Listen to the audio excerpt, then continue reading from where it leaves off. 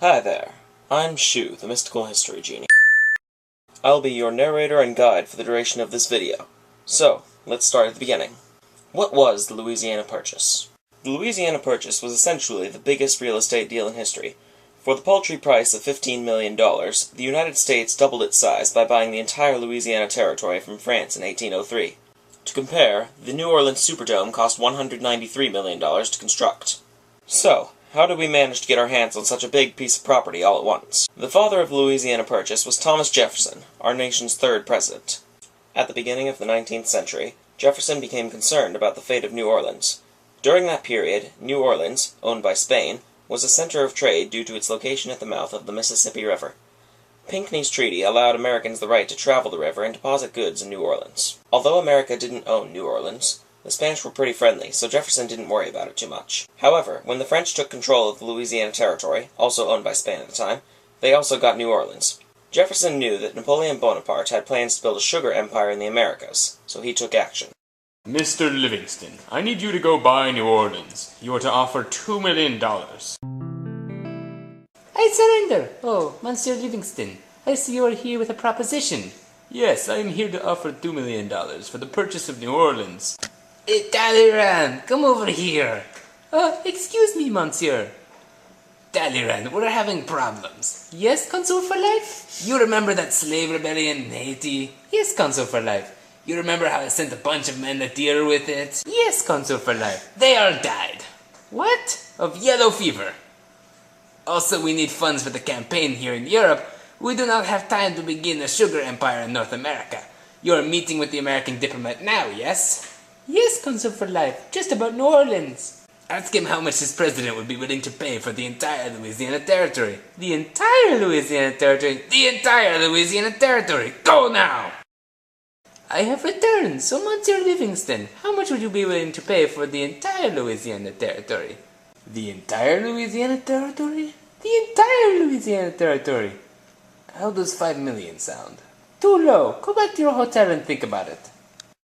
The entire Louisiana Territory. What am I going to do? If I send a ship to consult with President Jefferson, Talleyrand might take back his offer.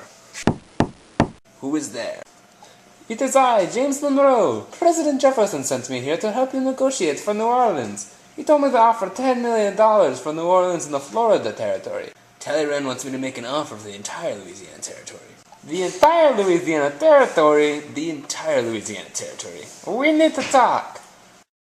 Greetings, monsieurs. Have you considered my proposal?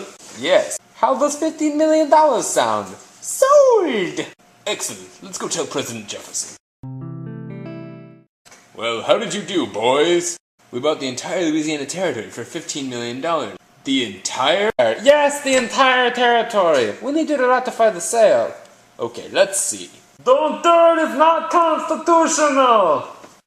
Shut up, I have a dream.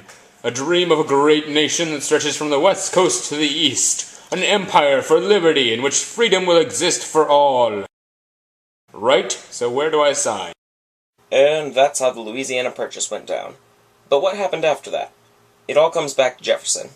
A couple of months before the Louisiana Purchase was even thought of, Jefferson asked Congress in a secret message for $2,500 to explore North America all the way to the Pacific Ocean. Once the purchase was made, Jefferson appointed Meriwether Lewis, the head of an exploration group, christened the Corps of Discovery. Lewis chose William Clark as his co-commander for the mission. In addition to collecting scientific data, Jefferson instructed Lewis and Clark to find a water route across the continent. The Corps of Discovery never found such a feature, which is why we have the Panama Canal today. However, Lewis and Clark discovered a great deal of information during their journey. Are you ready, Clark? Aye, Lewis. Look, Clark, I've never seen such animals. Indeed, Lewis. President Jefferson will be very pleased with this discovery. Look at all these plants, Clark. I've never seen such variety. What was that? These boxes contain one of everything we found, or at least a description of it. Are the miracles really necessary, Lewis? Of course, he'll love them. Probably. It's getting really annoying to talk to these savages with hand gestures. Hey you, can you speak a lot of the Indian languages? Yes! You should come with us. Fine! fine, but only if I get to bring my husband. Sounds like a deal. Clark, we made it. Yes, we did. Lewis and Clark's expedition lasted a little more than 2 years. The sheer amount of new scientific information they collected was astounding. But now we move on to the next part of the Louisiana Purchase: Manifest Destiny. Manifest Destiny was the almost religious belief that the entirety of North America was to belong to the United States. It wasn't a hard idea to get into one's head. Think about it. First, the Americans won a war against the most powerful nation in the world at the time in order to establish their independence. Then, they just bought a chunk of land the size of their own country from France. After that, territory seemed to just fall into their hands. But how is this related to the Louisiana Purchase? In short, the Louisiana Purchase was the fuse for the Manifest Destiny bomb, the first domino in the line, the first step in the Rube Goldberg machine. The unexplored territory and vast frontier whetted the American appetite for exploration and expansion.